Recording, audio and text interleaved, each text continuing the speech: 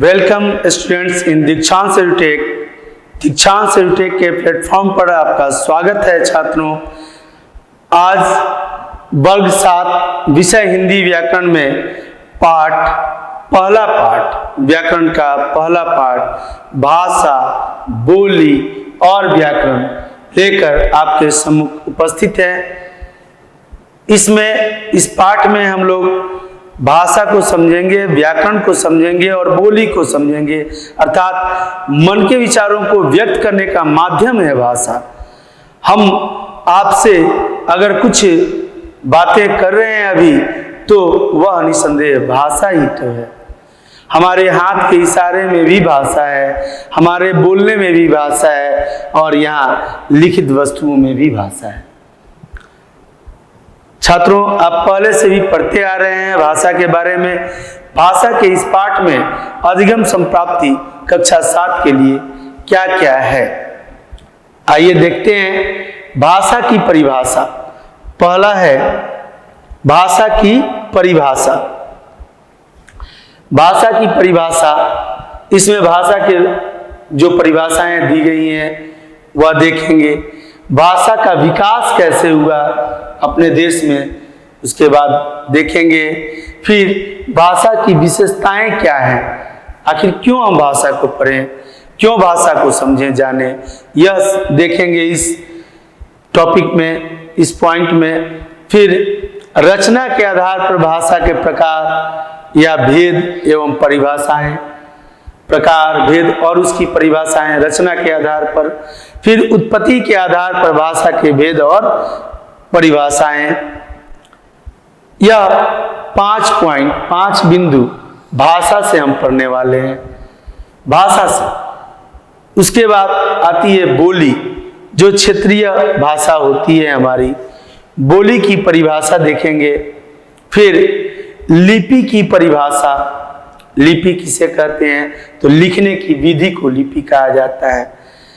उसके बाद व्याकरण में 3 पॉइंट पढ़ने हैं हमें क्लास 7 में। व्याकरण की परिभाषा, व्याकरण की विशेषताएं एवं महत्व और व्याकरण के विभाग की जानकारी।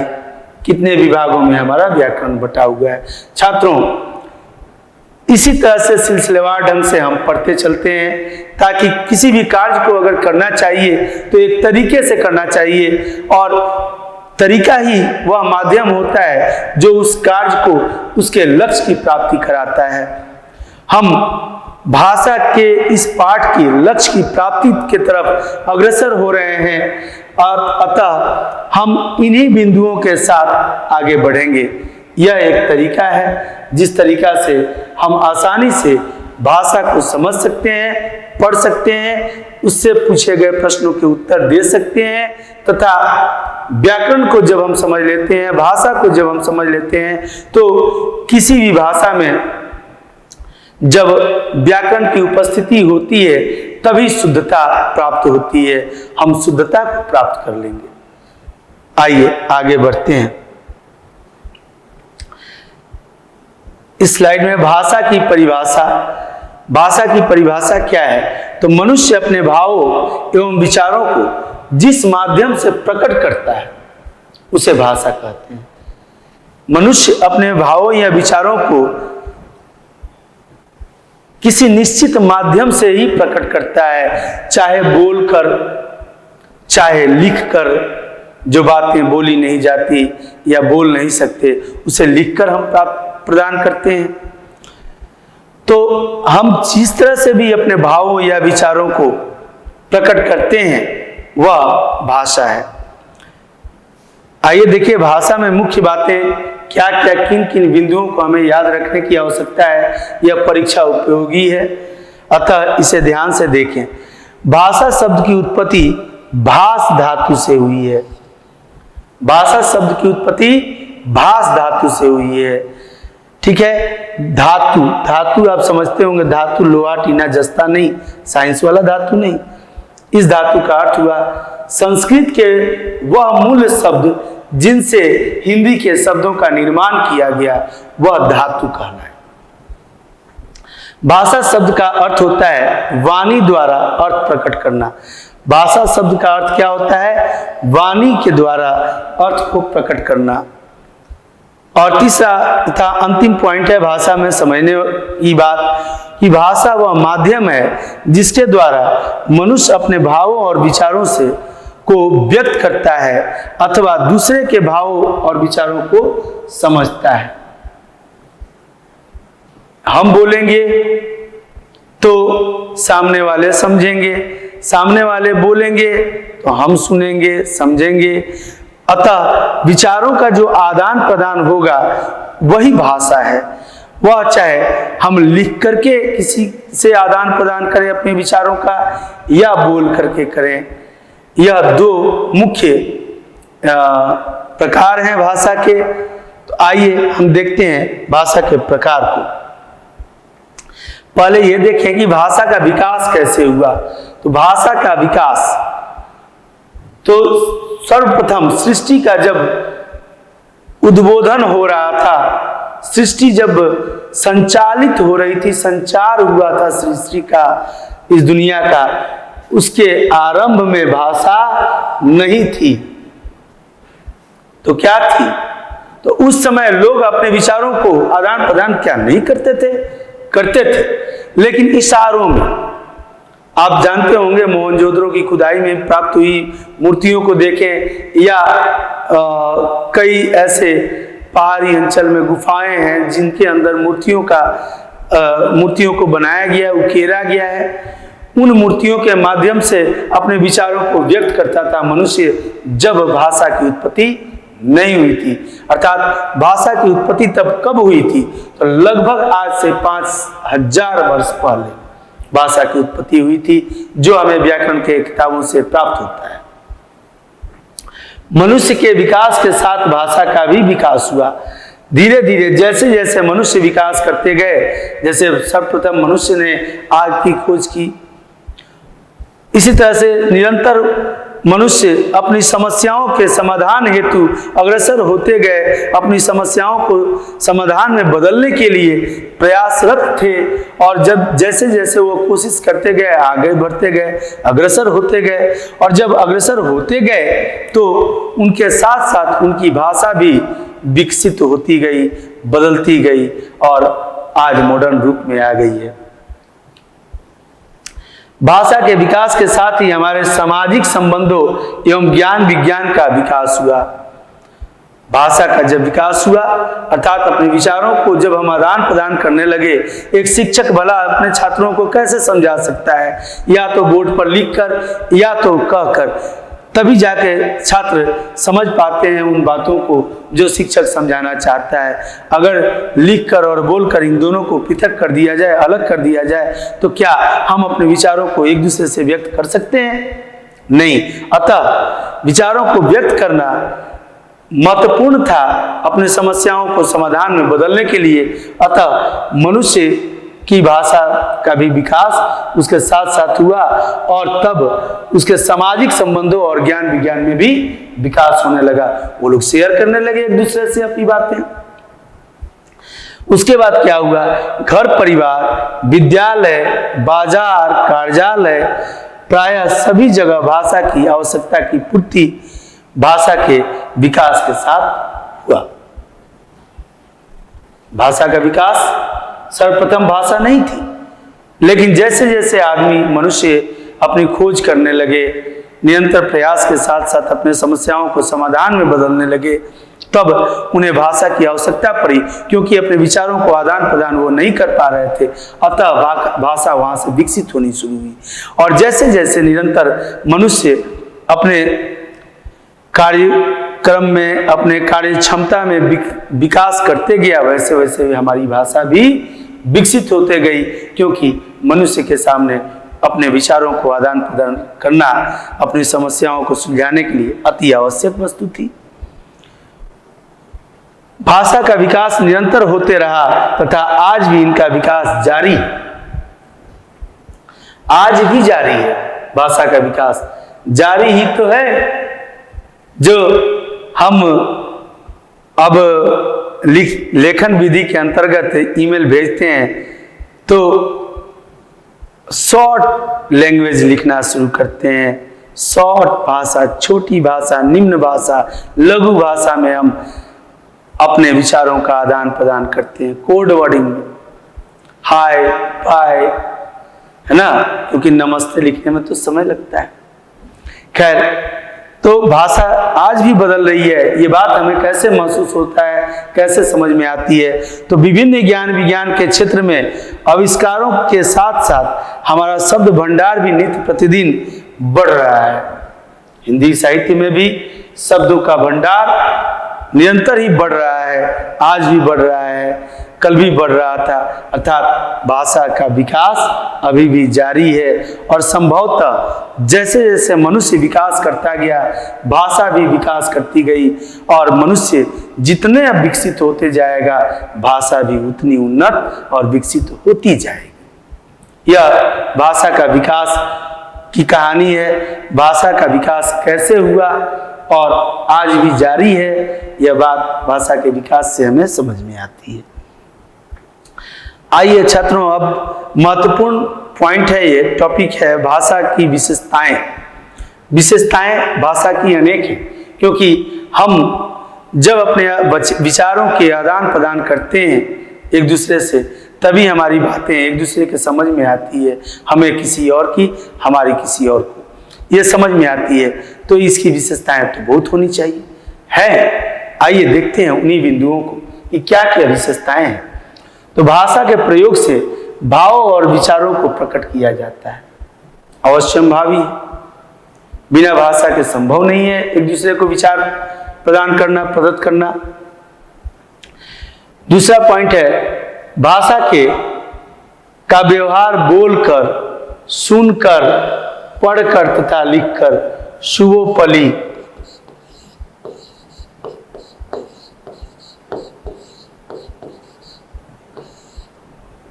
भाषा का व्यवहार हम इस मंत्र के द्वारा करते हैं। यह मंत्र शुभोपली, सुनना, बोलना, पढ़ना, लिखना। सुनना, पहले अध्यापक क्लास में जब पढ़ाते हैं तो पहले सुनना चाहिए। सुनते हैं हम, उसके बाद उसमें जो डाउट्स होते हैं या कुछ जानकारियां लेनी होती है वो बोल करके पूछते हैं। तो सुनने के बाद बोलना, फिर घर जाके पढ़ना चाहिए। पढ़ते हैं तब समझ में आती है, उसके बाद जब समझ में आ जाता है वस्तु विषय, तब हम उनके प्रश्नों का उत्तर लिखना शुरू करते हैं। अतः यह एक मंत्र है शुभोपली, इसके अंतर्गत हम भाषा का व्यवहार करते हैं। प्रत्येक भाषा का जन्म विचारों को व्यक्त करने के लिए हुआ है। भाषाएं बहुत हैं संसार में, जितने देश उतनी भाषाएं, उतनी भाषाएं नहीं, बल्कि एक देश में तो कई भाषाएं बोली जाती है, एक प्रांत विशेष में कई भाषाएं बोली जाती है। तो भाषाओं का कोई अंत नहीं है, भाषाएं बहुत सारी हैं। अब इसमें हम कुछ भाषाओं को छांट कर अपनी मान्यता देते हैं।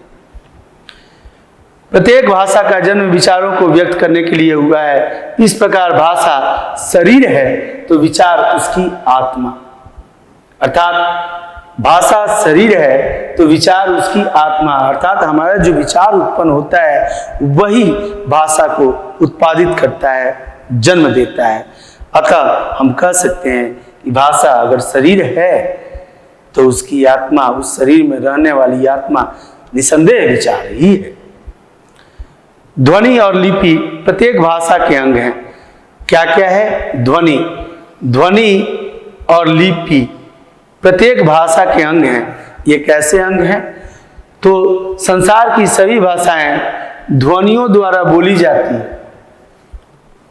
जितनी भी भाषाएं हैं, ध्वनि अर्थात बोलने को, हम जिन वर्णों का प्रयोग, जिन शब्दों का प्रयोग अपने विचारों को व्यक्त करने के लिए बोल कर करते हैं, वह ध्वनि है।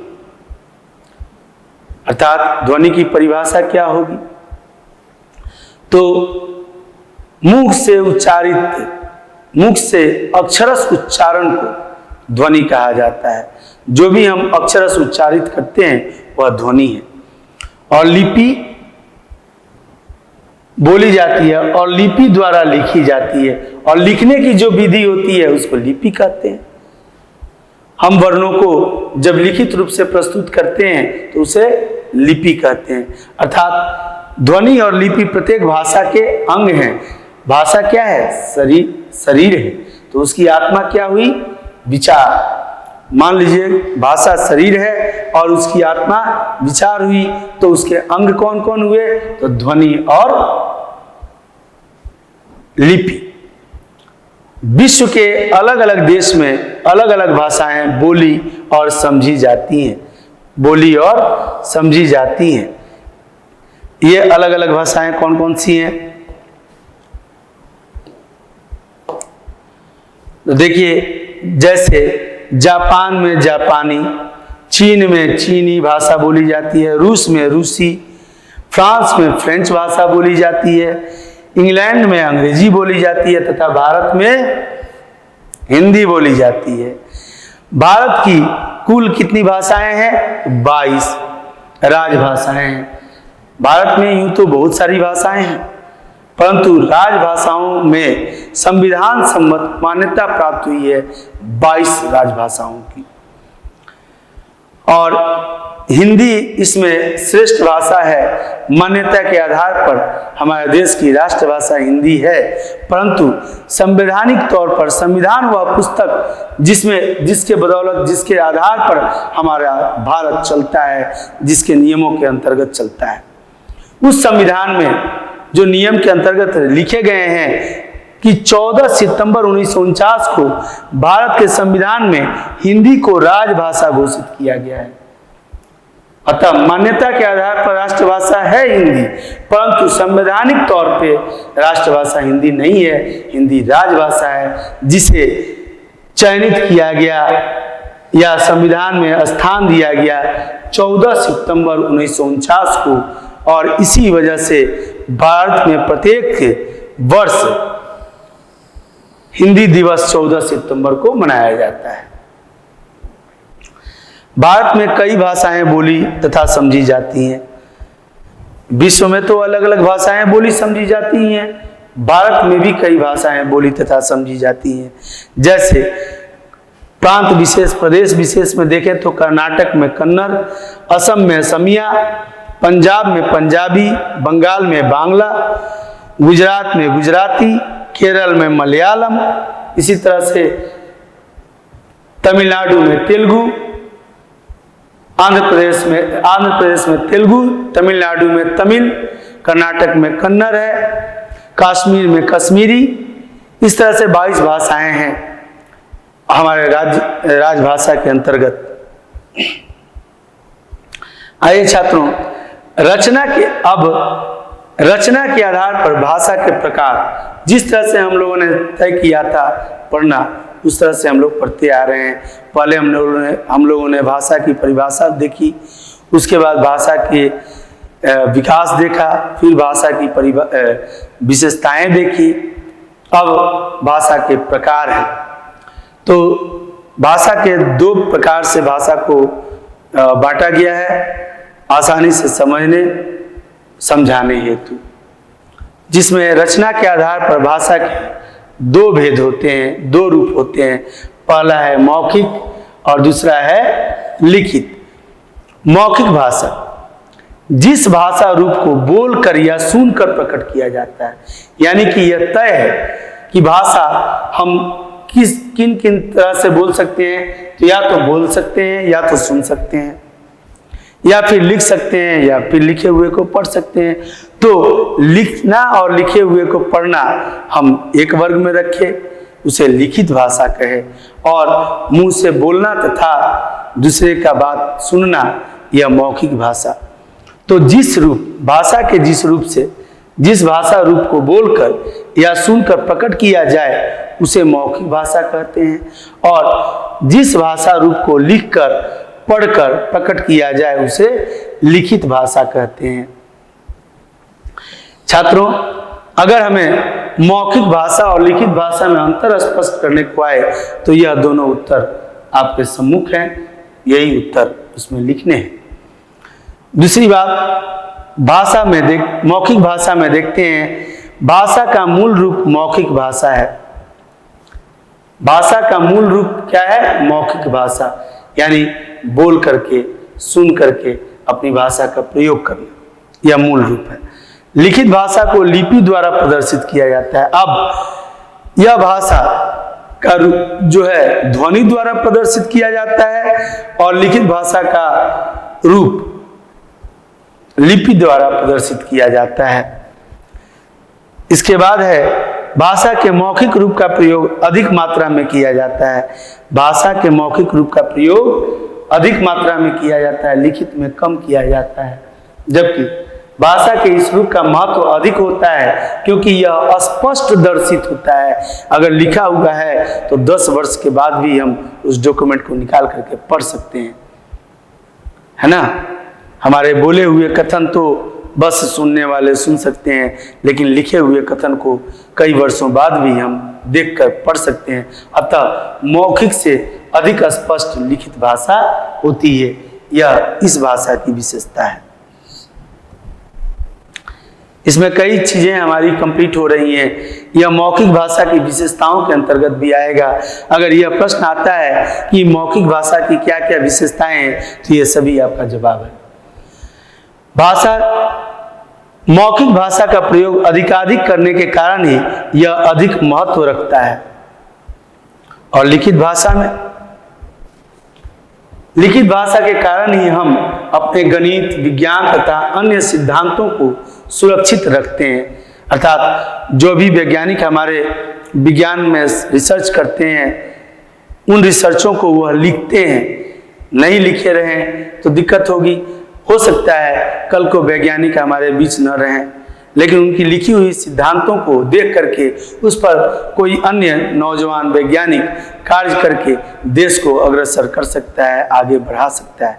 अतः लिखित भाषा का महत्व भी हमारे जीवन में कम नहीं है और मौखिक भाषा का भी महत्व हमारे जीवन में कम नहीं है, क्योंकि यह दोनों ही भाषाओं का प्रारूप हमें अपने विचारों को आदान प्रदान करने में मदद करती है।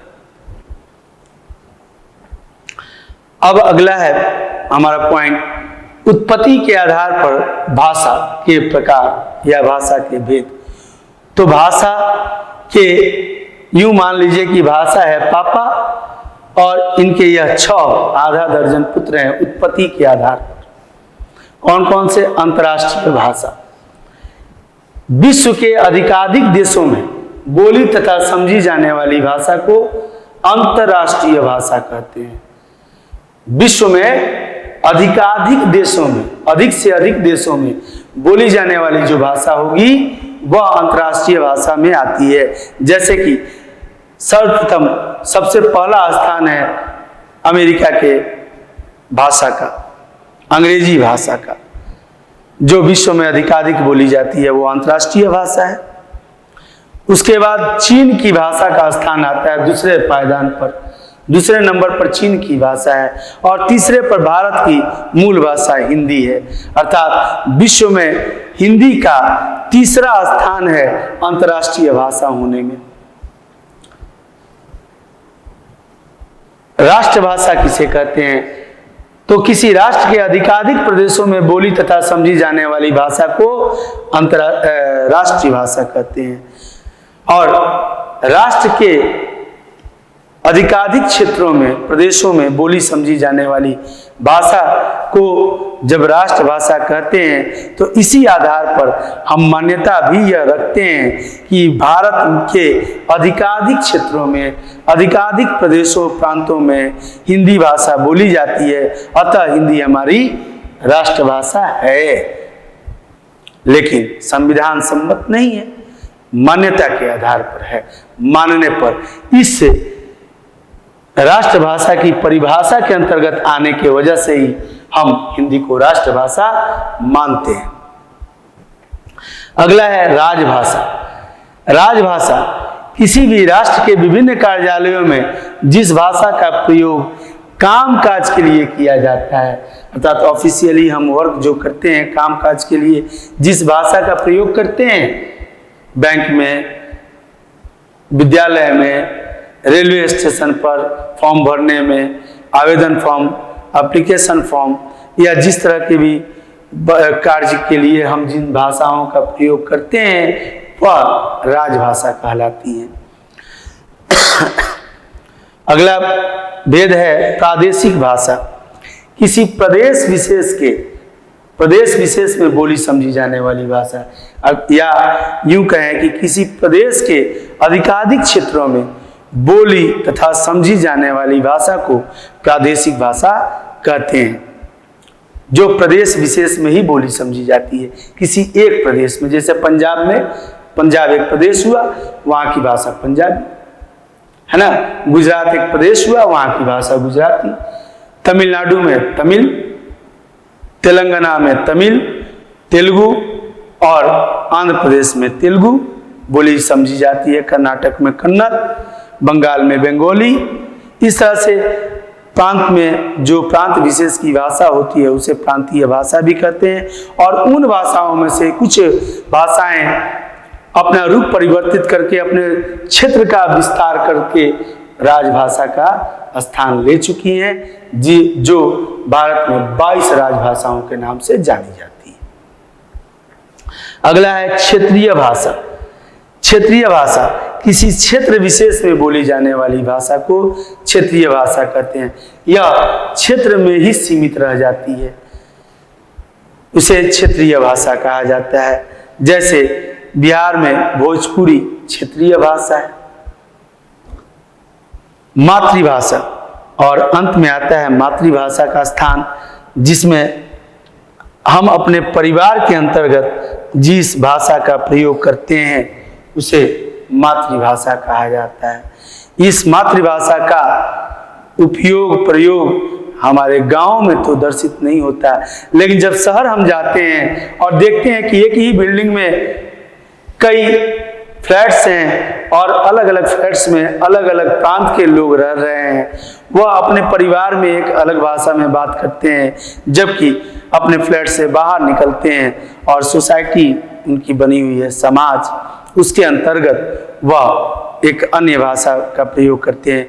वह जो अन्य भाषा होती है वह या तो राजभाषा होती है या राष्ट्रभाषा होती है, या एक प्रदेश विशेष से अलग हट करके जो अलग अलग प्रदेशों में भी बोली समझी जाती है उन भाषाओं का प्रयोग करते हैं, जबकि मातृभाषा का प्रयोग सिर्फ और सिर्फ अपने परिवार के अंतर्गत करते हैं। अब आता है बारी लिपि का। छात्रों, लिपि किसे कहते हैं? तो किसी भाषा को लिखने के लिए निश्चित चिन्हों को लिपि कहते हैं। लिखने के लिए, जैसे ये देवनागरी लिखा हुआ है ना, तो ये निश्चित चिन्ह है, ये द ही है, द के ऊपर एकले है। अगर मैं कहूँ ये बात कि मैं इसे द नहीं मानता, मैं तो इसे द मानता हूँ, तो क्या मेरे मानने से दुनिया मानेगी? नहीं मानेगी। यह एक मानक स्थापित किया गया वर्णों का, यह क ही मानेगी दुनिया, चाहे मैं इसे अपने मन से जो मानूं। इसलिए दुनिया समाज के हिसाब से एक मनुष्य मानता है बातों को, और मनुष्य के विचार और हिसाब से समाज तब मानता है जब मनुष्य अपने आप को स्थापित करता है। अतः और स्थापित करने वाला कोई भी मनुष्य इस तरह की बातें नहीं मानता है। अतः एक जो मानक स्थापित है वर्णों का, ये क है, ख है, ग है, घ है, अंग है, तो उस हिसाब से हम जब अपने बातों को, अपने विचारों को लिपिबद्धता देते हैं, लिपिबद्ध करते हैं, तो उसे लिपि कहते हैं। अलग अलग भाषाओं को अलग अलग लिपियों में लिखी जाती है। अब देखिए इसकी विशेषता क्या है लिपि की, तो अपनी सरलता और समग्रता मतलब समस्त चीजों को अपने अंदर निहित करते हुए, समग्रता के कारण ही लिपि भाषा के विकास के क्षेत्र में अपनी महत्वपूर्ण भूमिका निभाती है। भाषा की कई विशेषताएं थी, लेकिन लिपि की यह एक विशेषता भाषा के ऊपर भारी पड़ती है, क्योंकि यह लिखित रूप को प्रदर्शित करता है और लिखित रूप स्पष्ट होता है। वह कई वर्षों बाद भी हम देख सकते हैं। अगर नहीं देख पाते छात्रों, तो कबीर या रहीम जी के दोहे को हम कैसे देख सकते थे? अगर उन्होंने लिपि का प्रयोग नहीं किया होता तो उनके विचारों को हम आज भी जितने वो प्रासंगिक होते हैं हमारे समाज में, उसको हम कैसे समझ सकते थे? इसीलिए यह लिपि जो है, ये भाषा को महत्वपूर्ण बनाने के क्षेत्र में यह सदैव महत्वपूर्ण योगदान देती है। देखिए छात्रों, भिन्न भिन्न भाषाओं की भिन्न भिन्न अलग अलग लिपियां हैं। जैसे एक तरफ यहाँ भाषा है और दूसरी तरफ लिपि है, जिसमें हमको स्पष्ट दिख रहा है कि हिंदी, संस्कृत और नेपाली यह देवनागरी भाषा में लिखी जाती है, जबकि पंजाबी भाषा गुरुमुखी लिपि में लिखी जाती है, अंग्रेजी भाषा रोमन लिपि में लिखी जाती है, उर्दू भाषा फारसी लिपि में लिखी जाती है और बांग्ला भाषा बांग्ला लिपि में लिखी जाती है। इसी तरह से अन्य भाषाओं की भी अपनी अलग अलग लिपियां हैं, अर्थात ध्वनि भाषा का मौखिक रूप और लिपि भाषा का लिखित रूप हो जाता है।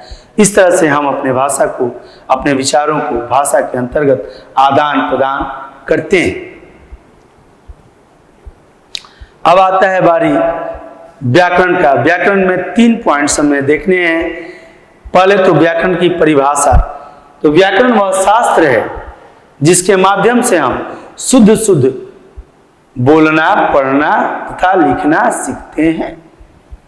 व्याकरण वह शास्त्र है जिसके माध्यम से हम शुद्ध शुद्ध सुनना, बोलना, पढ़ना तथा लिखना सीखते हैं। सुनना का सु, बोलना का बो, पढ़ना का प तथा लिखना का ली, सुबो पली। हम सुनना, बोलना, पढ़ना तथा लिखना सीखते हैं किसके माध्यम से? व्याकरण के माध्यम से। वह भी कैसे? तो शुद्ध शुद्ध। व्याकरण से और व्याकरण की क्या क्या विशेषताएं हैं? तो व्याकरण से भाषा में व्यवस्था स्थापित की जाती है। भाषा में व्याकरण सम्मत व्यवस्थाएं स्थापित की जाती है, मैनेज किया जाता है भाषा को, कि हम एक शब्द के बाद दूसरे शब्द को लिखते हैं। जैसे हम लिखते हैं व्याकरण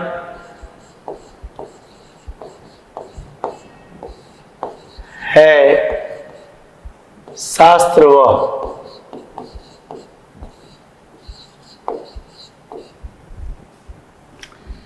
इसका कोई निश्चित अर्थ नहीं निकल रहा है।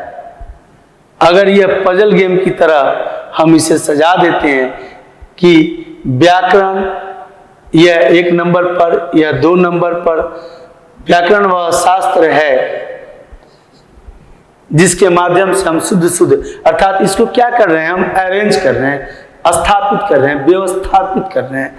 तो व्याकरण से भाषा में व्यवस्था स्थापित की जाती है। किस शब्द को कहाँ रखना है जिससे एक उचित वाक्य का निर्माण होता है, यह हमें व्याकरण सम्मत ही पता चलता है। तीसरा पॉइंट है, भाषा के प्रयोग को अनुशासन में रखने के लिए व्याकरण का प्रयोग किया जाता है। भाषा के प्रयोग को अनुशासन में रखने के लिए व्याकरण का प्रयोग किया जाता है, ताकि गलतियां हमसे न हो, त्रुटि न हो। अगला पॉइंट है चौथा, भाषा प्रयोग को अनुशासन में रखने के लिए ही व्याकरण में निश्चित नियम बनाए गए हैं। भाषा को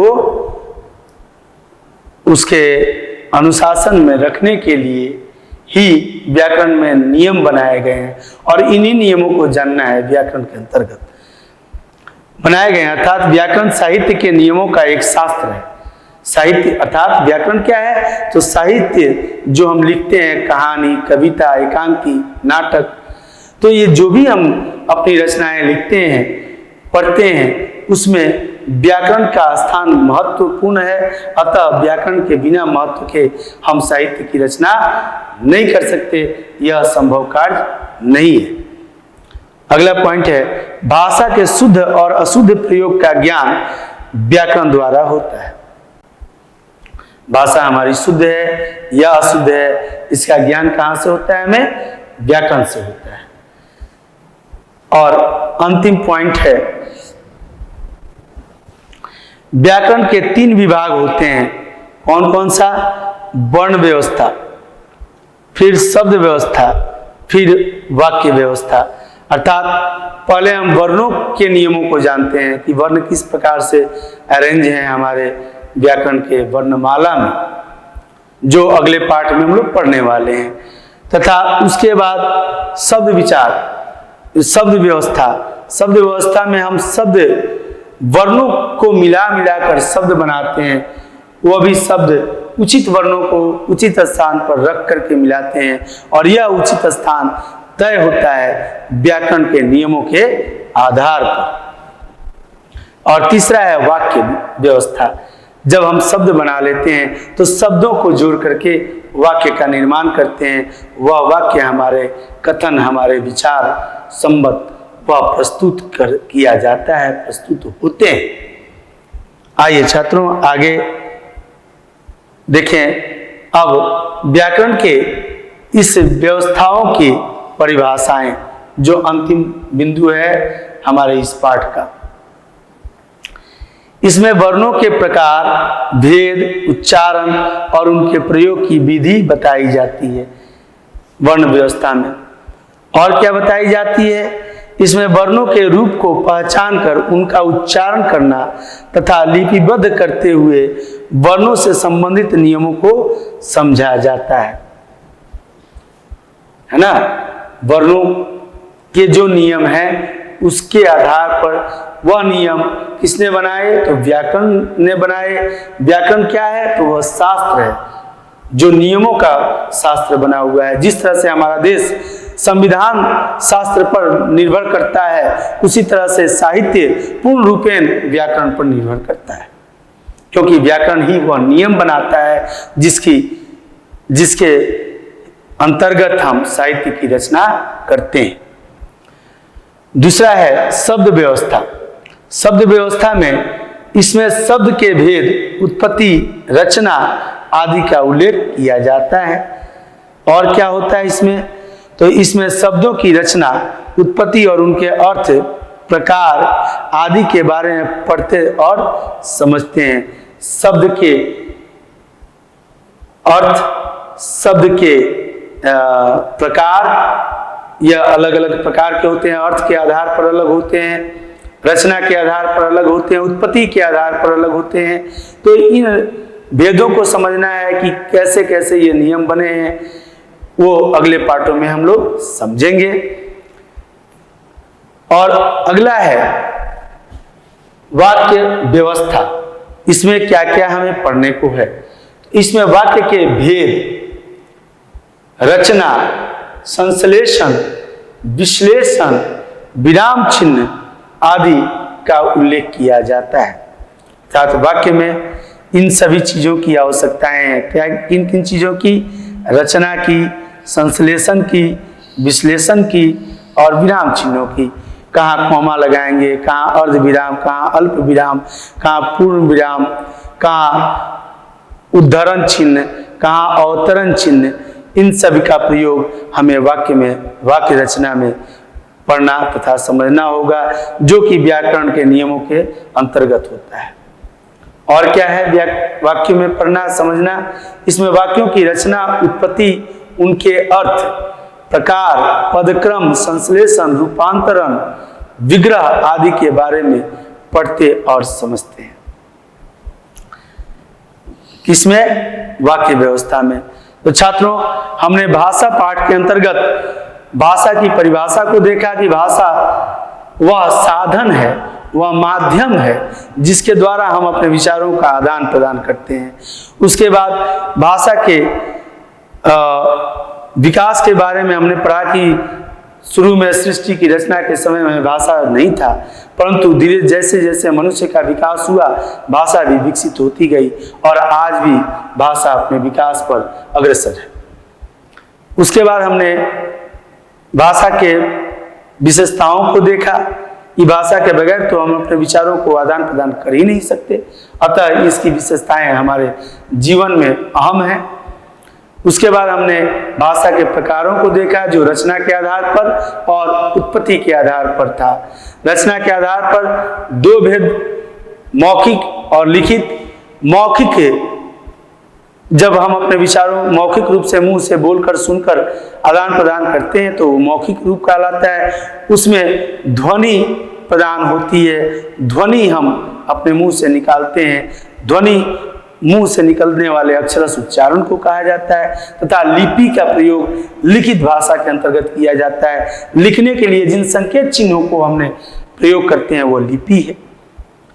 लिपि और ध्वनि या मौखिक या लिपि लिखित भाषा के लिए और ध्वनि मौखिक भाषा के लिए परंपरागत रूप से प्रतिस्थापित होती है।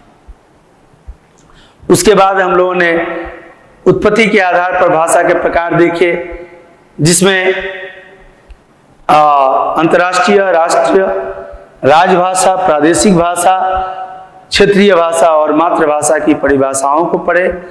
उसके बाद लिपि को पढ़े। तत्पश्चात हमने व्याकरण को पढ़ा, व्याकरण के व्यवस्था को पढ़ा, और यह व्यवस्था इतने पढ़ने हैं 7 क्लास में हमें, भाषा, बोली और व्याकरण पाठ में। अतः आशा करता हूँ छात्रों आपको बहुत अच्छी तरह से समझ में आया होगा। धन्यवाद। आपका दिन मंगलमय हो।